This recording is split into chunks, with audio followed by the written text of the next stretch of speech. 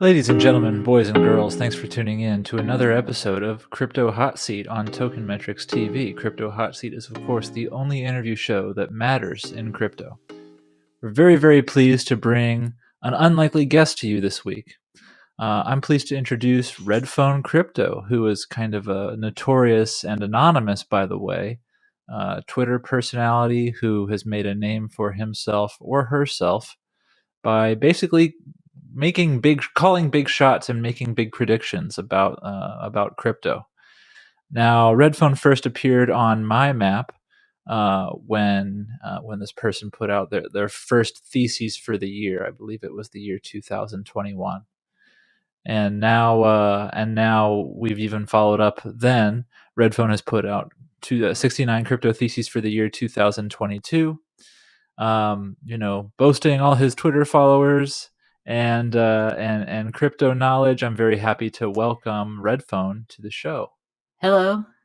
All right, let's jump right in. Very first question for you. It seems like you are a crypto influencer to some meaningful degree, but I think we can safely establish that your tactics look nothing like the other guys. Do you have a take on crypto influencers at large? I'm talking about people like Alex Becker and Cale Abrahamson of The Cale Show, if that helps define some category. Influencers can be a gateway to the industry for a lot of people who might not otherwise find it. I like that. What I don't like is the grayish area some influencers live in. You wonder if they're trading against their followers or promoting things for pay without necessarily disclosing that fact. That's unethical and pretty disgusting, and it's why I largely stopped talking about specific projects on Twitter. For me, it's not worth the psychological overhead of even being accused of that sort of thing.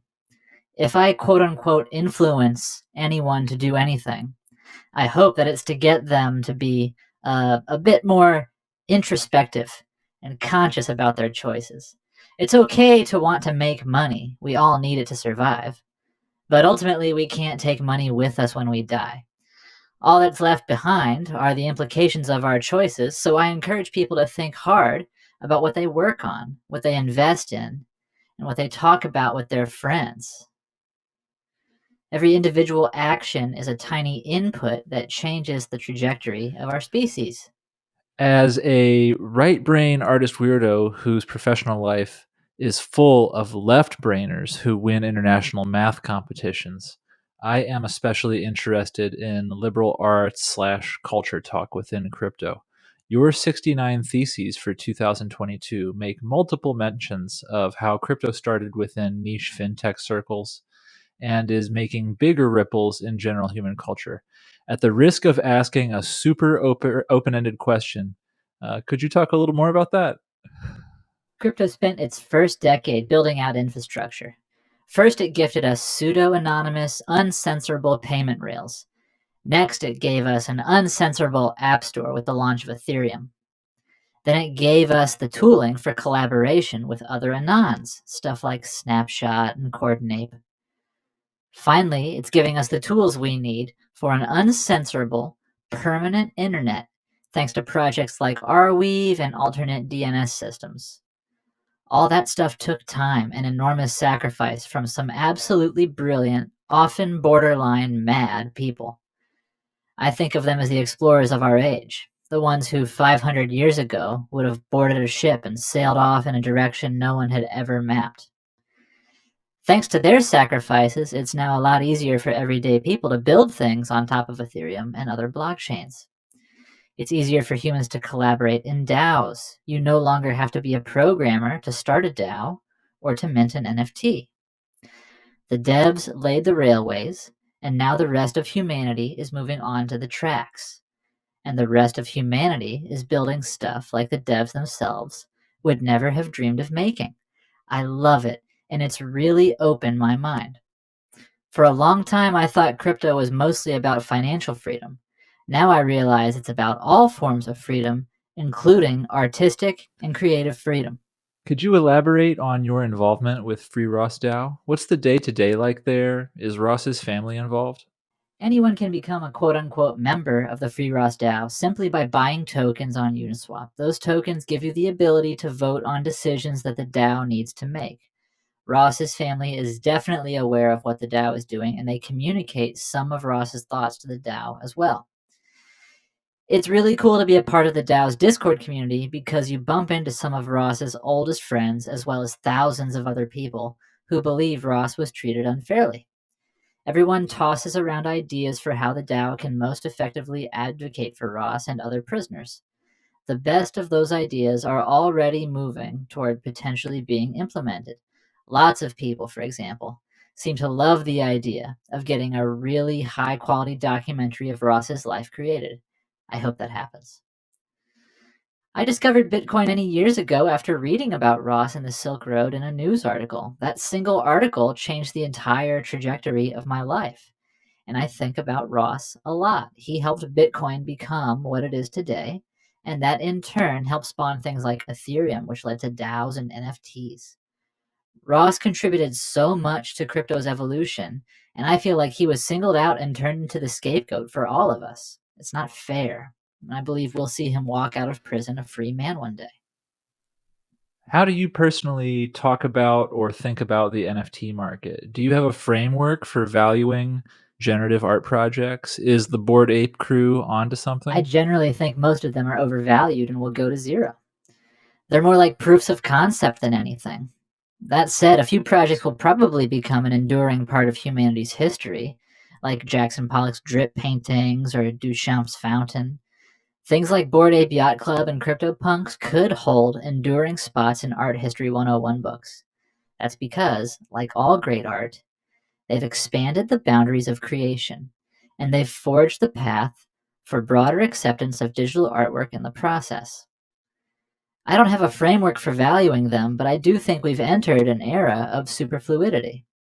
By that I mean the form value takes is becoming unimportant because it can easily be swapped for any other form of value. I can trade a Solana NFT for Joe tokens or a CryptoPunk for ETH.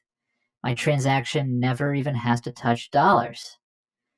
Maybe I mentally denominate in dollars, but value is becoming unmoored from a piece of paper with green ink on it. And culturally, we're in the process of getting used to that. In a superfluid sort of environment, attention itself is a form of value. NFTs are good at garnering initial attention and strong value along with it. NFTs are garnering initial attention and value along with it. What's less clear is how they sustain attention and value. And that's where most NFTs stumble. I think we'll see interesting new use cases for NFTs, though, that will give them durability and sustainable attention. What do you think about Facebook's metaverse versus the number of decentralized metaverses taking shape right now? What will it take to win the fight to develop a singular capital M metaverse to rule them all? Or is that even the game metaverse developers should be playing right now? It will take time. The efforts of everyone, from Facebook to a lone dev quietly working on a tiny metaverse app, are all contributing to the future metaverse. I don't see one company dominating the space initially. Right now, it's too wide open for that to happen. The metaverse will be a collective unfolding with countless builders sort of tumbling their way forward in the dark. What's really interesting to me is how pseudo-anonymity and the metaverse can and will overlap. I've mentioned before how I had a dream where someone referred to me as Redphone. That identity has become as real as my IRL identity. In some ways, it's more important to me than my IRL identity. When I put on that mask, when I think from that POV, the thoughts are closer to the bone. They're coming from a realm where what I look like, my schooling, how I was raised, where none of that stuff matters. My pseudo-anon identity is somehow deeper and truer. I can shed my skin and talk from the same place my soul inhabits. The metaverse should give us that ability. It'll probably play out like Web 2 did. We started out with LiveJournal and Friendster, where we gave ourselves fantastical screen names. It was fun and playful. Then Facebook and LinkedIn came along, and we gave up that playfulness. We anchored back into our names, nationalities, and credentials. Now we're rediscovering the magic of anonymity. There's something about the metaverse that has the potential to reach far beyond finance. It's a space for gaming, art, culture, and dreaming. We should go to the metaverse to play and explore and become something we can't be in real life. In that space, we toy with the edges of the soul's realm. It's like our digital identities have long been pixelated, shadowy reflections of who we really are. With the metaverse, the picture quality is improving. Our online selves can move us closer to who we are supposed to be, to identities that do not age or have weird issues of race, sexual preference, and nationalism tied in. If I had a message for developers, it would be this: when you have to make a decision, always choose the freer and more open path forward. Focus on portability and putting control into the hands of users. Resist KYC and the urge to build walls or moats. I'm not sure it's in the DNA of megacores to think that way. So they're at an inherent disadvantage in the early days. Longtime Token Metrics subscribers know that our analysts are bullish on the audio token and the associated music streaming platform Audius, which has interesting mainstream financing behind it and could theoretically scale to be a more equitable version of Spotify that pays musical artists more money per stream. Are you familiar with Audius in particular, or decentralized music platforms in general?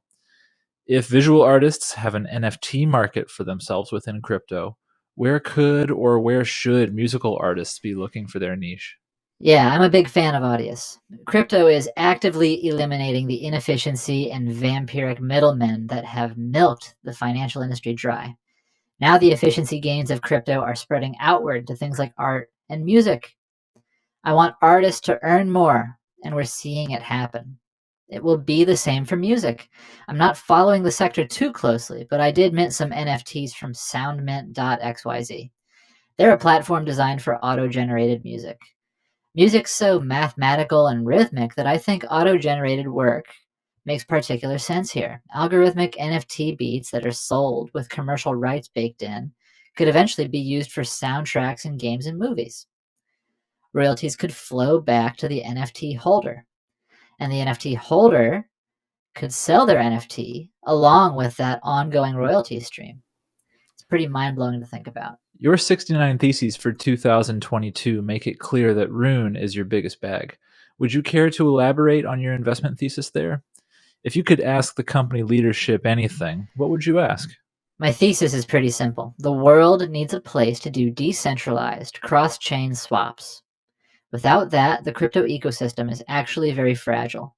Decentralized swap protocols and bridges like Uniswap, Multichain, PancakeSwap, Wormhole, and ThorSwap literally gave Americans access to thousands of tokens they couldn't otherwise trade because the centralized exchanges that serve them simply don't offer that many tokens. Governments are freezing individuals out of being able to trade certain tokens. I think of that as a violation of our rights.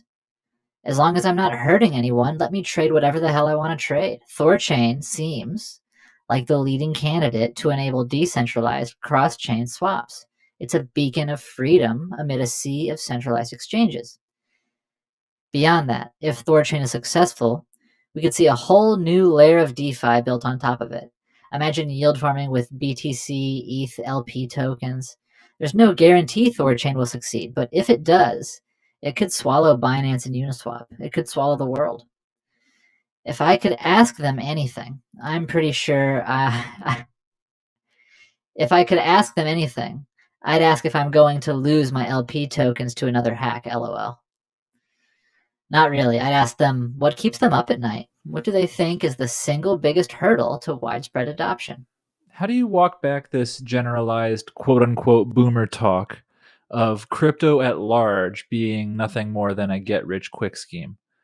When old school finance shuns this stuff, are they doing it simply because it's new, or are there valid concerns for keeping it away? Sometimes I sympathize with the TradFi trench workers. They operate in an iron box with edges rigidly defined by regulation. There are literally tens of thousands of pages of rules that banks and other TradFi institutions have to comply with.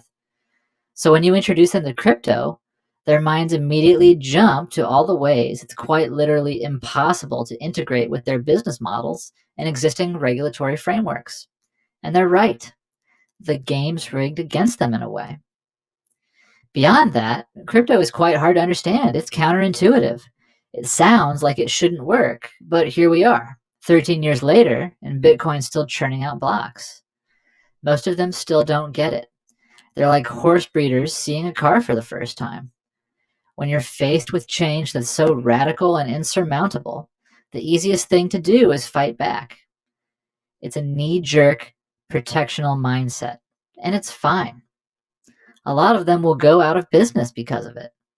A lot of others will pivot or acquire crypto startups. The best thing for the rest of us to do is to ignore them or pay attention to what pisses them off the most and just really lean really hard into that. Well, Redphone, I want to thank you for taking your time to, share your wisdom and expertise with us. It's very interesting to listen to you in this format, and always exciting to follow you on Twitter at Redphonecrypto. And thank you for being the guest this week on Crypto Hot Seat. Thank you. Bye-bye.